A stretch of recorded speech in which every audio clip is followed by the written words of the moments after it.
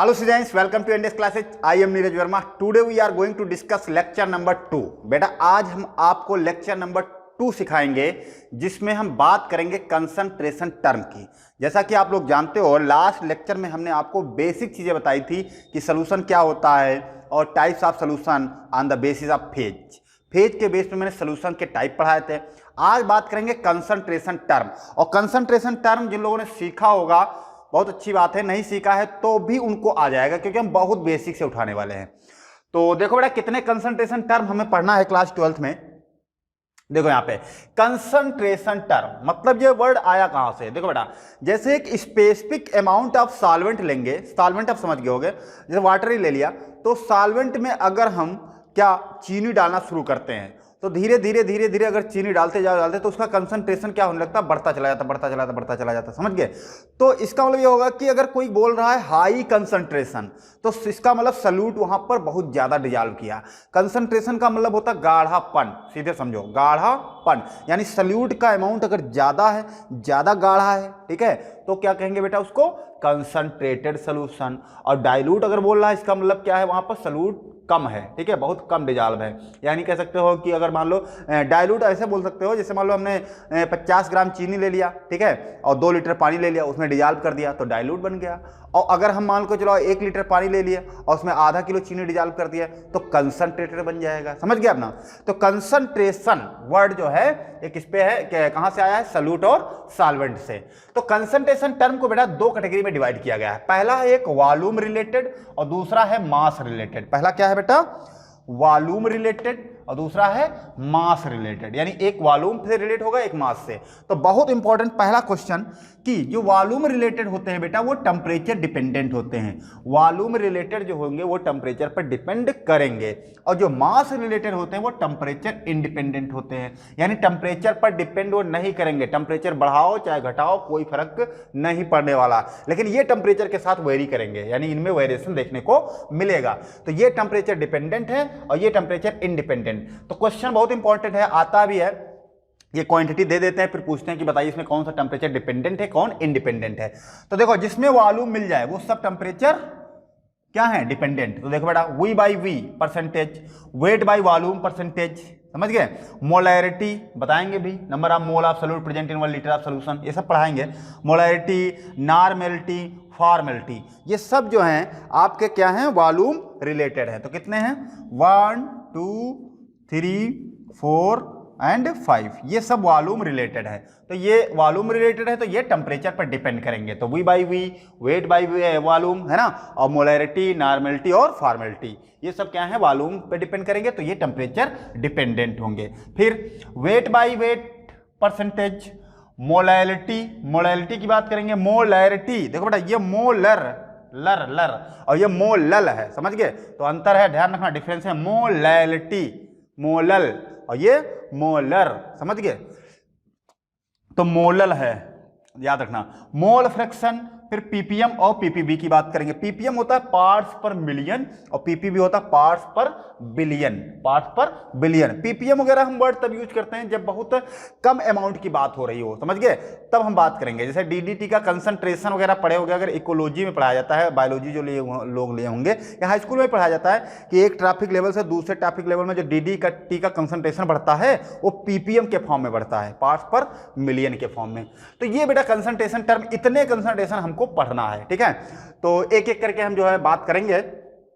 तो आपको ये कंसंट्रेशन याद रखना है कि जिसमें वेट आ जाए, वेट बाई वेट आ जाए, समझ लो कि टेम्परेचर इंडिपेंडेंट है. अगर जो वॉल्यूम आ जाए तो समझ लो टेम्परेचर डिपेंडेंट है. तो आई थिंक क्लियर होगा. तो इसको आप चाहो तो कॉपी कर लो, चाहो तो मक्कार लड़कों हमारी वेबसाइट एनडीएस क्लासेस पे जा करके सारे नोट्स अवेलेबल है, वहां से डाउनलोड कर सकते हो. क्लियर, चलो कॉपी करो. चलो बेटा पहला कंसंट्रेशन टर्म हम लोग देखते हैं. तो पहला कंसंट्रेशन है मास परसेंटेज या परसेंटेज बाय मास कहते हैं, या इसी को वेट बाय वेट परसेंटेज कहते हैं बेटा. तो वेट बाय वेट परसेंटेज कहे या मास परसेंटेज कहे या परसेंटेज बाय मास कहे, एक ही चीज होता है, ठीक बेटा. तो द मास ऑफ कंपोनेंट पर 100 ग्राम ऑफ द सोल्यूशन, कह रहे हैं जो मास होगा कंपोनेंट का, कंपोनेंट कहो या सॉल्यूट कहो या पार्टिकल कहो, ठीक है, एक ही चीज है. तो कंपोनेंट का जो मास होगा वो 100 ग्राम सोल्यूशन में कितना प्रेजेंट होगा, समझ गए. तो यहां पर फार्मूला होता है वेट बाय वेट परसेंट. तो वेट बाय वेट का मतलब होगा मास of solute upon total mass of solution, यानी सॉल्यूट का mass upon total mass of solution into 100। याद हो गया, वेट बाई वेट परसेंटेज बराबर फार्मूला होता है mass of solute upon total mass of solution into 100। बस डायरेक्ट फार्मूला याद रखना, क्वेश्चन देखेंगे हम लोग इसी पे। अब यहां पर कुछ चीजें हैं जो बता दे रहा हूं, जैसे लिखा हो 15% वेट बाई वेट, इसका मतलब क्या होता है बेटा? 15% वेट बाई वेट का मतलब ये हो गया कि 15 ग्राम 15% वेट बाई वेट NaCl अगर लिख दे या शुगर लिख दे या ग्लूकोज लिख दे, ठीक है, तो इसका मतलब यही होता है कि 15 ग्राम NaCl 100 ग्राम सोल्यूशन में प्रेजेंट है।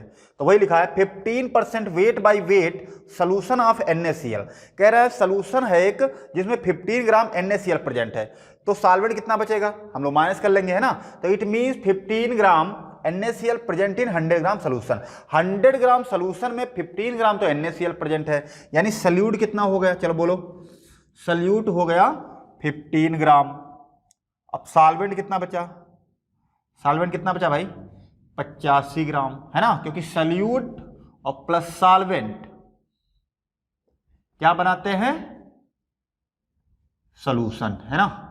सल्यूट प्लस सॉल्वेंट क्या बनाते हैं? सॉल्यूशन। तो सल्यूट दिया है 15 और सॉल्यूशन कितना होगा? 100 ग्राम। तो यहां पर सॉल्यूशन कितना हो जाएगा? 100 ग्राम हो जाएगा। ठीक बेटा, टोटल कितना है? 100 ग्राम। सॉल्यूट कितना? 15 ग्राम। सॉल्वेंट कितना है? 85 ग्राम। तो ऐसे निकाल लेंगे, चाहे जितना दे दे। जैसे मान लो वेट, जैसे बोल दे 5% वेट बाई वेट ग्लूकोज, इसका मतलब क्या हो जाएगा कि 5 ग्राम ग्लूकोज 100 ग्राम सोल्यूशन में प्रेजेंट है, तो सॉल्वेंट कितना बचा? 95, है ना। तो इस तरह से हम लोग निकाल, क्योंकि ये न्यूमेरिकल में यूज होगा तो इसलिए बता दिया। तो आई थिंक क्लियर हो गया। तो वेट बाई वेट दिया तो ग्राम में रख लिया। अब तो इसको आप चाहो तो कॉपी कर लो और फिर हम क्वेश्चन कराते हैं आपको। चलो कॉपी करो भाई इसको। चलो बेटा क्वेश्चन देखते हैं हम लोग। पहला क्वेश्चन देखते हैं हम लोग। देखो बेटा, 30 ग्राम यूरिया, यूरिया का फार्मूला होता है NH2CONH2, NH2CONH2। याद रखना NH2CONH2, इसमें NH2CONH2 से याद कर सकते हो, ठीक है। मुझे याद है NH2CONH2 यानी NH2CONH2। 30 gram urea is dissolve in 100 gram H2O, find weight by weight percentage. बेटा वेट बाई वेट परसेंट पूछा गया है, 30 ग्राम यूरिया दिया, तो आपको जो है सॉल्यूट का मास पता है, तो फार्मूला हम लोग लगाएंगे weight by weight percentage equal to क्या होता है? सब लोग बोलो, mass of solute, mass of solute upon total mass of solution. क्या होता है? Total mass of solution into 100। बिल्कुल सही। तो देखो बेटा, मास ऑफ सॉल्यूट कितना दिया है? 30 ग्राम यूरिया दिया है, तो 30 ग्राम यूरिया यानी 30 अपॉन, अब यहां पर लिखेंगे टोटल मास ऑफ सॉल्यूशन। तो यहां पर दिया क्या है? Dissolve in 100 gram water. बेटा ये वाटर दिया है, सॉल्वेंट दिया है, ये टोटल नहीं दिया है। टोटल क्या होता है? Solute plus solvent. तो टोटल मास ऑफ सॉल्यूशन कैसे निकालेंगे? सॉल्यूट प्लस सॉल्वेंट जोड़ देंगे। तो सॉल्यूट कितना दिया? सब लोग बोलो 30 ग्राम, और सॉल्वेंट कितना दिया है? 100 ग्राम। तो यहां पर 30 और प्लस 100, अब ये हो गया टोटल मास ऑफ सॉल्यूशन। भैया सॉल्यूट प्लस सॉल्वेंट को जोड़ते थे तब जाके सॉल्यूशन बनता था, तो ये टोटल मास ऑफ सॉल्यूशन हो गया इनटू 100। यहां से निकाल लोगे, क्या हो जाएगा? देखो ये हो जाएगा 30 बाई, ये कितना हो जाएगा? 130 इंटू 100। तो यहां से यहां ये कैंसिल, तो ऊपर हो जाएगा 300, नीचे कितना हो जाएगा? 13, तो 13 दूना 26, है ना। और यहां बचेगा कितना? 4 और 40, 13 39, और फिर बचेगा 1, तो यहाँ 30, फिर बचेगा 1 और 0 लगा दो। ठीक बेटा, 13 दूना 26 बटा 4 और 4 13 39, बच्चा 1 0 लगाया तो 1, तो 13 25 65 63 78 67 91, 13 लगभग 23.07। ठीक है, ये आ जाएगा आपका wait by weight percentage. Clear? तो इस तरह से आप निकाल सकते हो। क्या फार्मूला होता है? Mass of solute upon total mass of solution into 100। ये हो गया वेट बाई वेट परसेंटेज। अगला question, if 11 gram oxalic acid, oxalic acid जानते हो H2C2O4.2H2O, हाइड्रेट फॉर्म में होता है H2C2O4.2H2O। Oxalic acid are dissolved in 500 ml of solution. Solution का वॉल्यूम दे रखा बेटा, ये देखो। Find the weight by weight percentage of oxalic acid. Weight by weight percentage पूछा है ऑक्जेलिक एसिड का। If density of solution is 1.1 gram per ml। बेटा इसमें डेंसिटी भी दिया है, तो ठीक है, क्या करना? वेट बाई वेट परसेंटेज का फार्मूला तो हमें याद ही है, क्या होता है? सब लोग बोलो एक बार फिर से, वेट बाई वेट परसेंटेज। अच्छा कॉपी कर रहे हो? ऊपर देख रहे हो? हाँ, ऊपर देख के कान में हमारे बोल रहे हो भैया, हम समझ गए, तुम लोग देख लिए, यहाँ नकल कर लिया, क्यों? याद हो गया, हमें पता है, सब लोगों को याद है, सब लोग याद हो गया, ठीक है। Mass of solute upon total mass of solution, total mass of solution into 100, बिल्कुल सही बताया। चलो बेटा, मास ऑफ सॉल्यूट कितना दिया है, चलो 11 ग्राम, तो यहां रखेंगे 11 upon total mass of solution रखना है, जबकि हमें वॉल्यूम दिया है किसका, सॉल्यूशन का वॉल्यूम दिया है। देखो बेटा, वॉल्यूम दिया सॉल्यूशन का, और डेंसिटी भी दी है सॉल्यूशन की 1.1 ग्राम पर ml, डेंसिटी भी दिया है, तो ठीक है। ग्राम पर ml में ये दिया है, ml में ये भी दिया, तो ठीक है। तो यहां से हम निकाल ले रहे हैं मास ऑफ सॉल्यूशन का। तो एक फार्मूला आपको याद हो, बहुत इंपॉर्टेंट है, m बराबर d इंटू वी, m बराबर d इंटू वी, m बराबर d इंटू वी, याद है, मास बराबर डेंसिटी इंटू वॉल्यूम। तो यहां से मास, अब हमको चाहिए किसका मास, मास ऑफ सॉल्यूशन का चाहिए, तो मास ऑफ सॉल्यूशन बराबर हम क्या रखेंगे, तो डेंसिटी भी किसकी लेंगे, सॉल्यूशन की, और सॉल्यूशन की डेंसिटी दे रखी है बेटा 1.1 ग्राम पर ml, कितना 1.1 gram per ml into volume कितना दे रखा, बोलो सब लोग 500 ml, लेकिन किसका, सॉल्यूशन का ही है, तो सॉल्यूशन का ही रखेंगे भैया। सॉल्यूशन का अगर मास निकालेंगे तो सॉल्यूशन की डेंसिटी और सॉल्यूशन का वॉल्यूम रखेंगे, तो सॉल्यूशन का यहाँ पर वॉल्यूम कितना दिया 500 ml, तो कितना आ जाएगा ये 500 यानी कि 550, 550 है ना, 550 ग्राम आ जाएगा ये। तो ये तो होगा टोटल मास। अब तो यहाँ रख देंगे 550 ग्राम, 550 ग्राम इंटू 100, दिख रहा, ठीक दिख रहा। तो 550 इंटू 100, तो यहाँ से जीरो कैंसिल, ऊपर हो जाएगा, बोलो सब लोग, ऊपर हो जाएगा 11,110 है ना, 11,110, ठीक, और नीचे हो जाएगा 55, तो 55 दूना 110, तो वेट बाय वेट परसेंटेज कितना आ जाएगा 2, बोलो समझ में आ गया। अच्छा हाँ, एक चीज ध्यान रखना तुम लोग, ये परसेंटेज में ही आएगा, क्योंकि परसेंटेज निकाल रहे हैं तो 2%, ये भी परसेंट में होगा, ठीक है, ये ध्यान रखना, परसेंटेज में आएगा भैया, परसेंटेज निकाल रहे, weight by weight percent, weight by weight percentage. चलो कॉपी करो। चलो बेटा, अगला क्वेश्चन देखते हैं। If 45 gram of glucose dissolve in 100 ml of solution, find weight by weight percentage if density of solution is 1.2 gram per ml। बेटा आपको find करना है यहाँ पे वेट बाय वेट परसेंटेज, तो फार्मूला सबको याद ही हो गया, वेट बाय वेट परसेंटेज का फार्मूला होता है mass of solute upon total mass of solution, total mass of solution into 100, बोलो इनटू 100। तो यहां पे मास ऑफ सॉल्यूट दिया है 45 ग्राम, देखो 45 gram glucose dissolve in 100 ml of solution, तो 45 ग्राम ग्लूकोज यानी कि सॉल्यूट हो गया। अब लिखा टोटल मास ऑफ सॉल्यूशन, लेकिन यहां दिया क्या है 100 ml of solution, 100 ml of मतलब वॉल्यूम दिया सॉल्यूशन का, ठीक है। तो हम फिर वैसे ही फार्मूला लगाएंगे, m बराबर d इंटू वी, m बराबर d इंटू वी, माया देवी वर्मा, माया देवी वर्मा है ना, माया बराबर किसके हैं, देवी वर्मा के, तो यहां पर m बराबर d इंटू वी। तो मास कितना दिया है, बोलो सब लोग, मास ऑफ सोल्यूशन निकालना है, डेंसिटी ऑफ सोल्यूशन दिया है बेटा, यहाँ पर डेंसिटी ऑफ सोल्यूशन दिया 1.2 ग्राम पर ml में दिया, ठीक, और वॉल्यूम दिया 100 ml, तो यहाँ से कितना आ जाएगा, ये आप कैलकुलेट करो तो यहाँ हो जाएगा 120 आ जाएगा है ना, 120 ग्राम।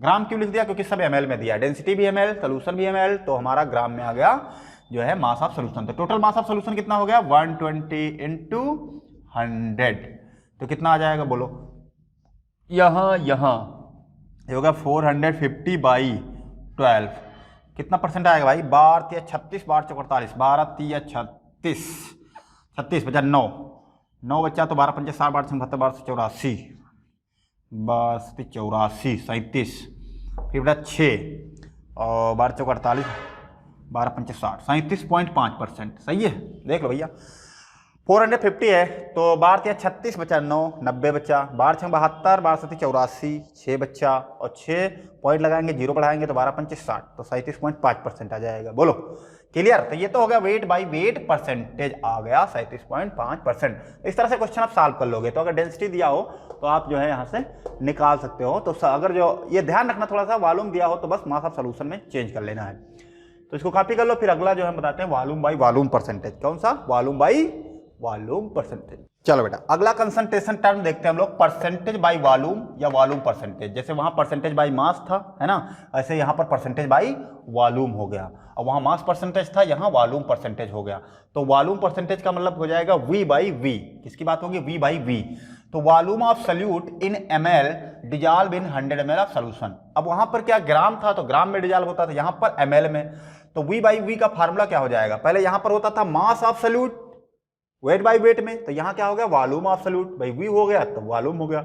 Volume of solute upon total volume of solution. वहां क्या होता था? Total mass of solution.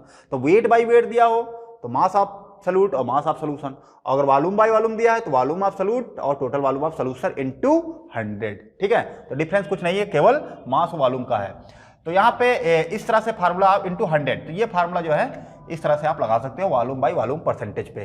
तो वॉल्यूम बाई वॉल्यूम परसेंटेज मतलब जैसे दिया हो कोई भी ऐसे दे दे, जैसे मान लो 10% या ऐसे तो वॉल्यूम बाई वॉल्यूम परसेंटेज लिख दे। क्या लिख दे बोलो? एथेनॉल लिख दे, मेथेनॉल लिख दे। चलो अच्छा CH3OH, ये मेथेनॉल हो गया। ठीक है, तो इसका मतलब क्या हो जाएगा? किसका मतलब हो जाएगा? 10 ml मेथेनॉल जो होगा वो 100 ml वाटर में प्रेजेंट होगा। भैया क्या होगा? 10 ml जो मेथेनॉल होगा CH3OH वो कहाँ प्रेजेंट इन 100 ml H2O, है ना, 100 ml वाटर में प्रेजेंट होगा। बोलो क्लियर हुआ कि नहीं? समझ में आया? अब ऐसे ही यहाँ पे आप समझ गए तो एक क्वेश्चन है इसी टाइप का। देखो बेटा, 10 ml ethylene glycol dissolve in 100 ml of H2O, find weight by weight percentage. तो वेट बाई वेट परसेंटेज पूछा गया है, तो क्या हो जाएगा? V by V percentage equal to, formula वही लगाएंगे, volume of solute upon total volume of solution into 100। तो यहाँ पे वॉल्यूम ऑफ सल्यूट कितना हो जाएगा? बोलो 10 ml, तो रख दे डायरेक्ट 10 ml अपॉन, अरे भैया क्या बात है, क्यों घूमने आ रहे हो सब लोग? हैं क्यों आ रहे हो भाई तुम लोग? यार ठंडी पाके जो है पा जाते हो, बढ़िया सा ठंडा मौसम यहाँ पे, और तुम लोग भी टहलने आ जाते हो गधों। चलो अच्छा ठीक है, घूमते रहो घूमते रहो, डिस्टर्ब ना करो ज्यादा, बहुत डिस्टर्ब कर रहे हो। भाग जाओ सब लोग, भाग जाओ। कौन है? मक्खी। देखो इधर 10 बाई यहाँ पे ये हो गया 10। अब यहाँ वॉल्यूम बाई जो है वॉल्यूम ऑफ सल्यूट का 10 हो गया, और फिर टोटल वॉल्यूम ऑफ सोल्यूशन, तो टोटल वॉल्यूम ऑफ सोल्यूशन कितना हो जाएगा? देखो यहाँ पे 10 ml और ये 100 ml वाटर दिया है ना, तो 100 प्लस 10 टोटल हो गया इनटू 100 हो गया। तो कितना हो जाएगा? 10 बाई कितना हो जाएगा? 110, ये हो जाएगा 110 इनटू कितना हो जाएगा? 100 हो जाएगा। तो यहाँ से ये कैंसिल ये कैंसिल, तो कितना हो जाएगा ऊपर? 100 अपॉन 11, तो 11 9 99, है ना। और बचा यहाँ पर कितना? 1, तो 9.09% आ जाएगा। तो इस तरह से जो है ये परसेंटेज बाई वॉल्यूम जो है आप सॉल्व कर सकते हो। तो वेट बाई वेट हो गया और वॉल्यूम बाई वॉल्यूम हो गया। अब बात करेंगे वेट बाई वॉल्यूम। अब किसकी बात करेंगे? वेट बाई वॉल्यूम परसेंटेज की। इसको कॉपी कर लो, फिर नेक्स्ट दिखाते हैं। चलो बेटा अगला कंसंट्रेशन टर्म देखते हैं, third number, wait by volume percentage. तो वेट बाई वॉल्यूम यानी वेट बाई वॉल्यूम, तो W बाई V। तो ये क्या होगा? Amount of solute in grams dissolve in 100 ml of solution. तो सीधी सी बात है भैया, जब वेट बाई वेट की बात कर रहे थे तो mass of solute dissolve in किसमें? 100 ग्राम सोल्यूशन। और जब वॉल्यूम बाई वॉल्यूम की बात कर रहे थे तो ml में जो सल्यूट था और वॉल्यूम भी किसमें था? ml में। अब वेट बाई वॉल्यूम की बात करेंगे तो सल्यूट किसमें होगा? ग्राम में, और जो डिजॉल्व करेंगे वो किसमें होगा? ml में होगा। तो वही लिखा है amount of solute in grams dissolve in 100 ml solution. तो सोल्यूशन कितने होगा? ml में। तो फार्मूला भी उसी से बन जाएगा, W बाई V। तो W ऊपर है, इसका मतलब मास ऑफ सल्यूट, V नीचे है, तो total volume of solution into 100, और यहाँ पे ml में लेंगे वॉल्यूम ऑफ सोल्यूशन। समझ गया नहीं? Mass of solution wait by wait में मास लिखते थे, है ना, mass of solute upon total mass of solution. Volume by volume में क्या लिखते थे? वॉल्यूम लेते थे सल्यूट का ml में और टोटल वॉल्यूम ऑफ सोल्यूशन। और यहाँ पे वेट बाई वॉल्यूम है तो mass of solute upon total volume of solution into 100 हो जाएगा। क्लियर? तो ये फार्मूला आपका इंपॉर्टेंट है। चलो इस पे न्यूमेरिकल देखते हैं हम लोग। A sugar solution is 20% weight by weight by volume दिया है, ठीक है। फाइंड करना है weight by weight percentage if density of solution is 1.1 gram per ml। देखो बेटा इसमें वेट बाई वॉल्यूम दे रखा है और वेट बाई वेट परसेंटेज पूछा है। तो वेट बाई वॉल्यूम दे रखा है अगर, तो इससे हमें ये पता चल जाएगा कि जो है सल्यूट कितना होगा। सल्यूट होगा 20 ग्राम और सोल्यूशन कितना होगा? सोल्यूशन कितना होगा 100 ml होगा, 100 ml। तो यहां पर हम फार्मूला लगा ले रहे हैं वेट बाई वेट परसेंटेज का, ठीक है। वेट बाई वेट परसेंटेज बराबर क्या हो जाएगा बोलो, यहां हो जाएगा mass of solute, wait by wait निकाल रहा हूं मैं, मास ऑफ सल्यूट अपॉन नीचे क्या हो जाएगा total mass of solution, total mass of solution, ठीक, इनटू 100। तो चलो यहां पर मास ऑफ सॉल्यूट तो सेम रहेगा यानी कि 20 रहेगा।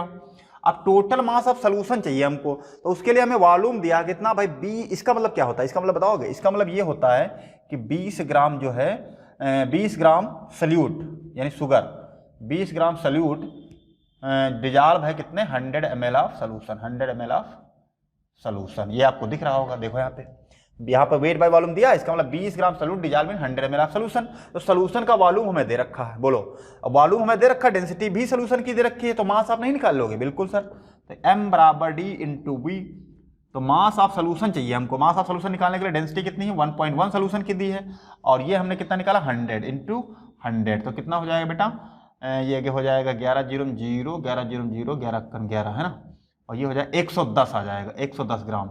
तो यहाँ से पुट कर दो 110 ग्राम इंटू 100, ये कैंसिल, ये कैंसिल, ऊपर हो जाएगा 200 अपॉन 11, तो कितना हो जाएगा 11 और बचा 9, तो 11 88 और बचा 2, 11 18.1% आ जाएगा। ये आ जाएगा वेट बाई वेट परसेंट। तो यानी कि वेट बाई वॉल्यूम दे रखा था, वेट बाई वेट परसेंटेज पूछा था, तो इस तरह से आप सॉल्व कर सकते हो एक दूसरे में कन्वर्ट करके। तो आई थिंक क्लियर हो गया होगा। आप क्वेश्चन और दे देंगे, तो 2-3 क्वेश्चन दे रहे हैं आपको, जो कि आपको करके बताना, उसका आंसर जो है कमेंट बॉक्स में डालना है। और तो वो होमवर्क दे रहे हैं, फिर जो है आप इसको चाहो तो कॉपी कर लो, फिर इरेज करते हैं। चलो बेटा, ये क्वेश्चन है आपके होमवर्क, तो जिनको आपको सॉल्व करना है। एक क्वेश्चन है यहाँ पे एनसीईआरटी का है, calculate the mass percentage of benzene, benzene का मास परसेंटेज फाइंड करना है, एंड कार्बन टेट्राक्लोराइड का फाइंड करना है। If 22 gram benzene is dissolve in 122 gram of carbon tetrachloride. तो ये क्वेश्चन आपको फाइंड करना है, इसका आंसर हमें बताना है तुम्हें। A sample of nitric acid is, दूसरा क्वेश्चन ये दिया है, a sample of nitric acid is 55% by mass, calculate the mass of nitric acid present in 100 centimetre cube of the sample if its density is 1.36 ग्राम पर centimetre cube. तो 2 question है आपके, जो कि आपको सॉल्व करना है, इसका आंसर हमें भेजना है आपको जो है कमेंट बॉक्स में। और अगले लेक्चर पे हम बात करेंगे बेटा मोलैरिटी की, तो हर टाइप की मोलैरिटी, मोलैरिटी ऑफ आयन की, मोलैरिटी ऑफ जो है डाइल्यूट की, कंसंट्रेट फॉर्म, सब मोलैरिटी, सारी मोलैरिटी कंप्लीट करेंगे। तो अगले लेक्चर में हम मोलैरिटी पढ़ाएंगे आपको, ठीक बेटा। और ये लेक्चर बस यही तक, और तब तक के लिए जो है आप लोग एनडीएस क्लासेज में बन रहिए। Thank you for watching this video.